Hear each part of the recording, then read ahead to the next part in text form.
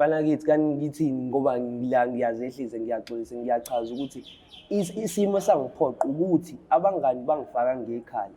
Bebe ngifaka ngekhala vele nami ngumfana ngithathekile izinto eziningi ngiyayidinga ngiyashoda nami empilweni. Yayibona leyo nto. Ngokuthatheka bafa. Bekufaka ngekhala abafana shothi ubaba wami wayiphunga elinuka kahle ukuthi wena ungamlimazi. Fana kithi ngiyakubona ngathi izinkulumo zesey'phambene la bafu. Fanele vele iphambane lalela fanele vele iphambane wena wenza into ephambene walimaza ithemba la ekhaya. Uyazi ukuhlupheka owasidalela kona ngalesikhathi ulimaza ubaba. Fana kithi iyobe kuleyo ndawo fana kithi njengoba ngisho nje ngiyaphinda futhi ngiyaxolisa fana kithi ngenze noma yini ngingageza ngisho umuzi wenu ngilethele isilwane esihamba ngemlenze o4 kumele ngiyenze leyo nto. Yayibona leyo nto ngenze noma yini baba.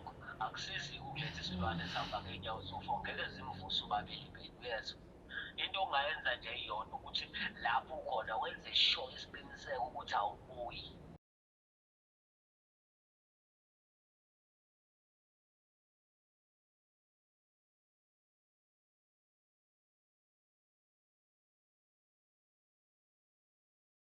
Ukhulu ithoba ngicela uthatha le thuba kubingelele embukelo weBlack Life TV kwisiqepho sethu sithi sikhipha izimfihlo myself Mlangeni Magasela.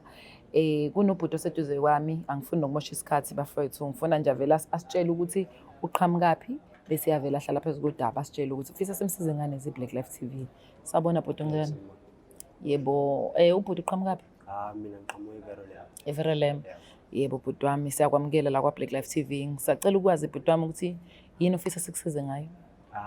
Isifiso sami la ukuthi ngize la ku-Black Life TV ukuthi ngikwazi ukuyiredeema ngikwazi ukugunyuluka ngichaze ukuthi kwenzakalani kwimpilo kade ngiyiphile ekuqaleni. Yeah baba kwenzakala. No kwasuka nini ngo-2019 shuthi kwakhona abafana engazwana nabo befika eVerolem. Ngizwana nabo labafana laba bangenzisa izinto engakazi ngazenza engiqala nami ukuzenza. Kodwa ngenxa yokuthi nami ngumfana and futhi bengiphuma kwisimo esinzima ekhaya. Bengiphoqelekile ukuthi ngiyenze ezinye izinto ngoba nami bengifuna wona amasenti ukuthi ngibe right empilweni ngiphile. Sure. Hayi ngizwana nalabafana ngo-2019 sibe right futhi kukhona umunye umfana othiwa Ntando. Ntando umngane omkhulu kade ngizwana naye ngifika khona. Yena wangifaka abanye abafethu olova senze izinto saphuza sabhema yabo senza wonke. Kodwa kwathi ngelinye usuku ngifikile kubo wangitshela enye into engayilindele. Wathi khona umuntu amaziyo ebesingathola izinto kuyena sibe nemali. Ngithi ngisola izinto kanjani baba? Athi hayi khulileka baba. Wena into omele uyenze nje wena qoqa ngalendlela engifuna uqoqe ngayo bese sihamba ngalosu esihamba ngalo. Cha okay baba. Shuthi mina bekhona elinye ikhehla ngisho ukuthi ikhehla umuntu omdala ngixolele lapha. Umuntu omdala ekade ngizwana naye kahle kahle bese ngazwana ukuthi ulingana nami like umdala kodwa yena bengithathe sengathi nguntanga wakhe yabo. Bengenzela yonke into bengiboleka ngisho imali kuyena ngicela yonke into. Kani umngani wami yena lo ufuna ngigebengena lo muntu okade ngisiza empilweni yami. Yabona. Mina ngithe sengihlangana noNtando ngalolu suku esenza lento ekade siyenza. Ngahlangana naye ngo-12 ubusuku. Wathini wathi asingene lapha kamakhelwane. Yathi ke umakhelwane athi lapha ngakini. Ngathi ke ekhaya wathi nangu umakhelwane phongo wakini nje ngithi. Ngithi hayi phela ikhehla ngilazini. Simtshela wena uma ucaza usazoloku unesana nemizwa abanye abantu usala ungenalutho empilweni. Ethi hayi nje. Kanti umuntu wathatha waphika wena uma usufuna ukushayela ngisho abantu obazi eduze. Wathi hayi yabo lo mhlaba siphila wona uyahlaba boy. Yabo leyo nto kunzima. Ithi mina bafuna kunzima kanje. Ziningi izinto ongazenza empilweni ube right nawe yabona. Ube umjida nje ubonala emphakathini ukuthi hayi akulona iphara uyaphila lo mfana. Sure. Yabona. Hayi uTando athi asingene. Ngithi hayi boNtando athi Ntando yazini ukuthi kanjani nje hambo ekini mina ngizongena. It's okay. Shuthi ngisha ngathi nami ngikhanga vele ngibuwe lento. Hayi angene lo mfethu hayibo. Umjito usephuma manje khala ama TV kahle noma ama class noma TV sengiza kuphahla izinto phansi.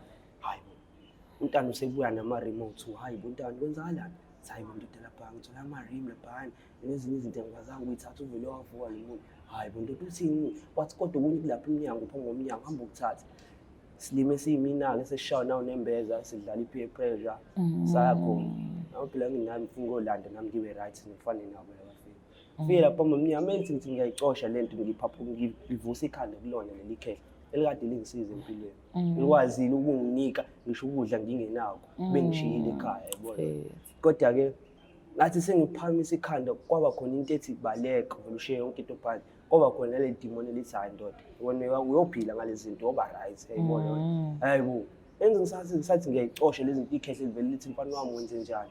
Ngiyazi mfana wami uthi akuwena lo oyenzayo lento. Umuntu okuphoqile mfana wami usangashintshi usangenza impilo yakhe ibe right. Wena ungasuyeke zonke lezi zinto lezi uhambe nami kusasa epolice station sami sokukhuluma uthi obala abafana kade kwenzeni isando omdala mina kade ngenza lento ngenhliziyo yami emhlophe ngenxa ukuthi nami bengitshenze ngabangani beqiniso kanti ayikho into ethi umngane. Hayi futhi ikhehla ngihezisana lithi funa ukuthatha lento zayo futhi ngivele ngilibhushe kabuhlungu bengathi lizowa lifike lishaya etafuleni. Lithi hamba mzukulu uyangilimaza mzukulu yabona nami ngisathi usuyigazi liphuma ekhanda hamba mzukulu emva lapho ngivele ngicabanga ukubaleka kanti nomuntu lo uphelelwa amandla ngoba ukuthula kwakhe nawe nasisi wami ngaqala nami ngabe sengitatazele sengibuyele ekhaya nalezi zinto ade sengiphethe sengivele ngayishiya khona ngenxa ukuthi sengibona igazi liningi ligobhoze lutho omdala ngathuka bese ngiyafika ekhaya kulaleki ngiyabhaquza usuku bonke ngiyabhaquza kwaze kwase lapho umilanga ekuseni. Kodwa ngithe sekusekuseni ngikwazile ukukhuluma nomuntu ade ngimthemba wasekhaya ungikhazi ngahlahle umdala odamnami ushiya ngo2 months yabo. Sikhulume naye sikhuluma ngitshela ukuthi hayi wena kanje wena udlala abangani umngani into engekho umngani uyohlezi efuna kube uyena umuntu oright uyohlezi futhi enza sure ukuthi ngisho ngathiwani yena uyoyenza sure ukuthi yena uyoba right yedwa ngeke abe right nawe yabona uhlezi enza sure ukuthi yena ezakhe ifiso ziyafezeka wena ezakho wena ezogcina ngisho engakutshenanga umlomo esho kanje kodwa yena uzokwenza lo ukubone nawe kodwa ukubona lezi ilento ke evele yangiphatha kabuhlungu kodwa ngithe sengithi sengikhambisa izinsuku ezincane kwadlule izinsuku mhlawumbe eziwu4 ngaqala ngayicabangisisa kahle lento nokuyisolo ngikhala ngingakwazi ngisho ukudla ngathi sengithi ngiyayibuka lento ukuthi hayi ayikho right lento ukuthi ikhehla lingavele lilimale kanjalo ukutholakala kanti ngolesihlanu kuzovele kutholakala ukuthi ikhehla selithulile alisekho emhlabeni. Awu kwakuphoqa ukuthi mina futhi lo ngoba phela emphakathini bebengazi bebengibona ngikhuluma nali ikhehla umakhelwane abantu basekhaya izihlobo lezi ngiyivashele la eVerolem ziyazi ukuthi umakhelwane yayibona kodwa ngimbuka lo muntu ngasho ukuthi hayi kumele ngilenze iqiniso ngoba yena ukwazile yena ukungisiza wangikhipha etakuleni ngibhene nalo ngifika kule ndawo ngoba ngithe ngingenakudla bengikwazi ngisho ukucela ukudla ngibole ngisho imali yabo nje ngisize umuntu omdala. Into eyangiphatha kabuhlungu ukuthi ngakwazi ukuma phambi kwebandla phambi komfundisi ngiqamba amanga ngihluleke ukugonyuluka emncwabeni ukuthi konke lokho wena ukuthi konke lokho konke imbandela yami nami nganginesandla nami futhi ngangakwazi ukuyinqanda yonke lento eyenzeka. Leyo nto yangiphatha kabuhlungu ngendlela ukuthi angisakwazi ngisho ukuphuma iminyango ngisengihlala endlini ngathi kuhamba izinsukwani emva komncwabo sesimfihlile umuntu omdala kwangena imessage evela ePenanda kuthiwa ngiyadingeka khona. Mengingenanda ngifike ngikhulume nomuntu omdala wasekhaya ugogo angitshela ugogo ukuthi kanje nakanje uyangidinga la kumele ngingasasuka. Amtshela ukuthi ugogo mina ngeke ngikwazi ungasuki la kumele ngihambe lana ngoba vele nami inkinga engibhene nazo ngale Verolem zingilindile ngeke ngikwazi ukuyishiya zilenga kanjalo. Bathi ugogo hayi mntanami vele ngiyazi ukuthi wena unesinyama kusamele ngigeze. Ithi gogo shuthi vele wena lento ubuwazi ukuthi mina ngilandelwa amasho kodwa manje wangayisukumela shuthi bungakubona lokho kade kuzoyenzeka kulento ade yenzeka. Wathi hayi gogo hayi mntanami ngathi okay gogo yazini khuleka gogo ngithe ngibuya eNanda sengibuyele eVerolem ila siqala khona ingqondo yabuya yathi hayi awenza into eright ugonyuluke ukwazi ukukhuluma nezingane zakhona. Ngithe insukwini ngisaya esitolo nje ngibuyile la eVerolem ngibonile indodana khona ethe ukhulu nakhona ayikhulanga lo ukuthi ikhulile kodwa nje mhlawumbe ngishiya ngeminyakana yabona athi ikhulile kodwa yangitshena ukuthi yona ingenza noma yini ukuthi ithole ubulungisa indlela ekwashona ngayo ubabwayo ngoba yona ayiqondi ukuthi kwenzakalani. Nami ubungishaya kakhulu nembeza agcine sengimtshela umuntu ukuthi yazini kusasa mengibuya kulento ekade kumele ngiye kuyona ngicela sihlangane naye la ngakubo ayembala but umfethu hayi khuleka sohlangana isikhathi singithi mina ngo6 ntambama okay Hayi sister Mbama ngiqhamuke mina. Shuthi yena hlapha angilindise aqhamuke emotweni esehla nabanye omama. Yabo umama laba shuthi khona oyedwa uboniswayo. Shuthi lo yedwa ovele uzumomo bedlule eduze kwami. Wathi hayibo mntanami kanjani? Wena yini kusinda kangaka? Yini legaka la kuwena? Ngithi hayibo kwenzakalani? Nami ngisaxakekile yabona. Abese bedonsa lo mfana wakhona. Shuthi angazi wathini, shuthi owamtshela ukuthi angivala amehlo noma ahlehle kumini mhlawumbe ethi ungana kodwa ngabona ukuthi usenaleyo nto ukuthi konke ayibonayo mina. Kodwa-ke nami ngaphushwa inaleyo nto ukuthi kumele ngigonyuluke ingazi ize iphume kwabanye abantu lento izobe ngathi nami ngisho ukuthi vele anginayo leyo nto, anginalo iqiniso. Futhi-ke ingawo namhlanje ngikwazi ukukhetha usuku ukuthi nje vele ngizogonyuluka ngizosho ukuthi nje imina hlahle engaba nesandla ukuthi umuntu omdala ashiye emhlabeni. Hayi okay ngiyakuzwa bhuti wami. Ngicabanga ukuthi kubalekile ukuthi simthole ubhuti. Let's hope so wazi ngomthola efonini and then wena uzokhuluma nami mchazela ukuthi kwenzakalani. Akhuleka ngajabula kakhulu. Vele nami ngilungile. Ulindele noma yini. Khuluma iqiniso. Bukele Black Life TV na ubhuti chaza udaba lakho ukuthi ayi kwenzeka wahlangana nabangani abarongi evakashe Everlem. Laba abangani abarongi kwakhona ne-peer pressure khona lapho kunobugebengu kunama drugs nayo yonke into impilo engekho right. Kodwa ke kwathi kwenzeka yonke leyo nto kwenzeka iplan kwaqhamuka iplan ukuthi yena afanele uRoja next door wakhe or opposite but umakhelwane. So mebefika lapho arobhe lo guy abuye mebuya baseyamphoqa ukuthi khona izinye izinto ezisele ukuze naye wasefuna ukufitha in phela kolova. Yabo wasiyahamba wenza leyo nto kanti lo baba uzovela ambona emva lokho amphusha athi memphusha washaya kabuhlungu usho ukuthi ubaba kwase kukudlula kwakhe emhlabeni. So uthi lo bhuti wahlala ke lapha isikhathi esincane ubezwa kuthiwa useshonile ubaba vele waseyihambela wayenanda walungisa into zomndeni ngoba nokho kwakhe nezinto zezizulu ezenzayo yawazi ke amakhatshetha awafani. Kodwa emva kokuthi alungise leyo nto amfake nasemanzini wahlala lapha eNanda. Kwahamba isikhathi uthe mesephindela Everlem ila afike wabuya khona umqondo wasiyabona ukuthi ayingeke. Kuyaphoqa ukuthi avela ayikhulume lento ngoba angazi ugogo kade khona naye wakhona into ayitholayo esimeni saphakade wakusho ukuthi ezama ukuthi ahlehlelise undodana kalo baba ongasekho emhlabeni if I'm correct eduze kwabhuti. So manje uyabona ukuthi lento le izogcina isiphuma ngendlela eronki. Akubo uyena othatha isinqumo sokuthi afonele yena undodana kababa amtshele ukuthi ngampela kwenzakalani kubaba wakhe azadlule emhlabeni. And ulindele noma yini bafowethu. Cela simnikeze ithuba afonele yena ubhuti sizwe ukuthi uthatha kanjani udaba.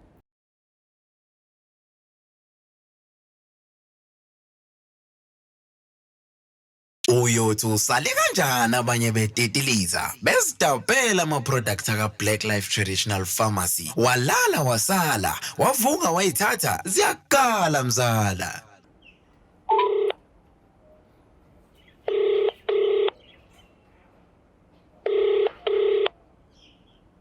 Udla ngabantu okhulumayo ngikakusiza. Awu sawubona unjani?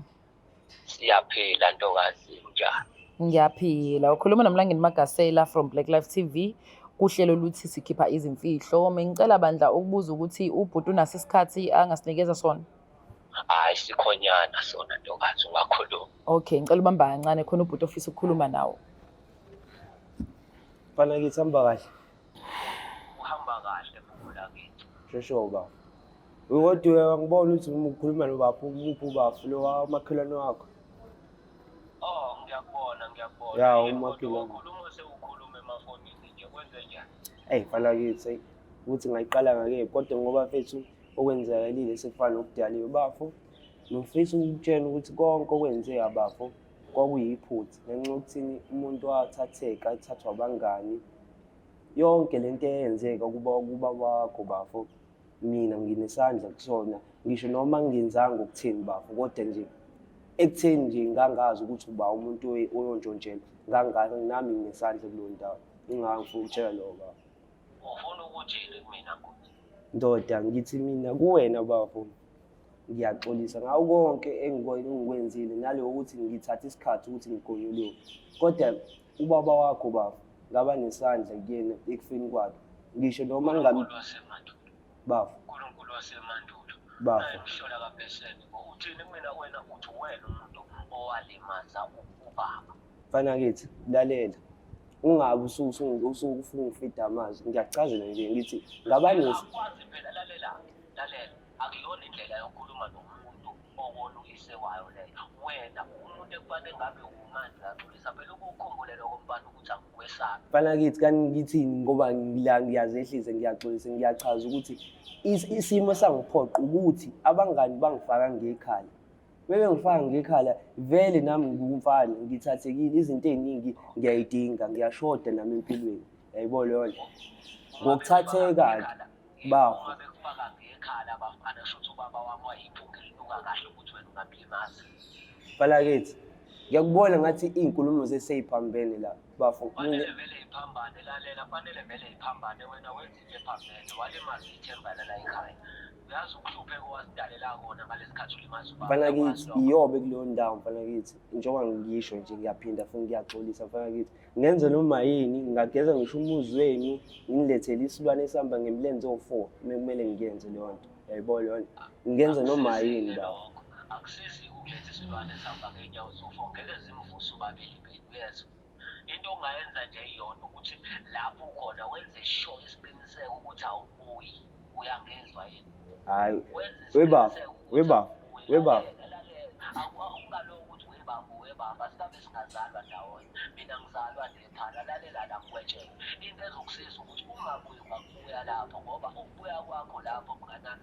ngiyakutshela mina umuntu wesho umkhomba loli uzozibona ufana nobaba kodwa mfana kithi mina ngidlulisa indawo okuxolisayo mfana kithi ukuthi usungisongelelelani-ke angazi mfana kithi kodwa mina iphutha lami ngiyalibona and futhi ngiyayisola into engohlezi ihleli la kumina ngiyongena nayo ngisho egodini mfana kithi manje angazi ukuthi wenzakalani ngawo ukuthi manje usungazongisongela kodwa ngibe nesibindi sokuthi ngichazele ukuthi kwenzakalani awufuthi awungingisho indlebe ngifida amazwi emlomeni baba cela ungilalele yayizwa leyo nto bafo engakwenza ngenziso ukuthatheka okwemali nokuthanda izinto yayibona leyo nto nami ngangitshethi into right kodwa ngithe sengiyibona leyo nto leyo ngayisola ekugcineni ngoba lo muntu engakwazi ukumkhipha umhlukanisi bafo ngiyaxolisa bafo yeso ngiyayixolisa bafo ungixolele ngako konke engikwenzile and futhi nekhehle ngiyathemba ukuthi nalo likhona sizokwazi ukulala ngokuthula yayibona leyo nto ngiyaxolisa bafo into